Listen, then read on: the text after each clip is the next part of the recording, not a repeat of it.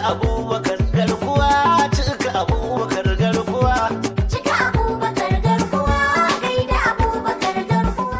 Mai girma kwamishinan ma'aikatar kuɗi na jihar Kebbi, Alhaji Abubakar Cika Garkuwan Kaura, da kansa ba sako ba ke amfani da wannan dama domin isar da sakon barka da sallar layya ga ilahirin al'umman musulmi na ƙasa Najeriya da ma jihar Kebbi baki ɗaya. Cike da fatan Allah ya karɓi ibadu, ya sa za a ci gaba da shagulgulan bikin sallah lafiya. Kana alhazanmu da ke ƙasa mai tsarki, Ubangiji ka damar da su gida jihar Kebbi lafiya. Sakon barka da sallah na musamman zuwa ga mai girma gwamnan jihar Kebbi, Gwarzon Daular Usmaniya Dr. Nasir Idris Kauran Gwandu da ilahirin mukarrabansa, yan uwa, takwarori, yan majalisun zattaswa da dokoki da ma daukacin 'ya'yan jam'iyyar APC mai albarka, sai masu girma da daraja sarakuna, uwayen al'umma da malaman mu magada annabawa. Garkuwan Kaura na fatan kowa yayi sallah lafiya, Allah ya maimaita mana. Sakon barka da sallah ne wannan daga kwamishinan ma'aikatar kuɗi na jihar Kebbi, Garkuwan Kaura Alhaji Abubakar Cika.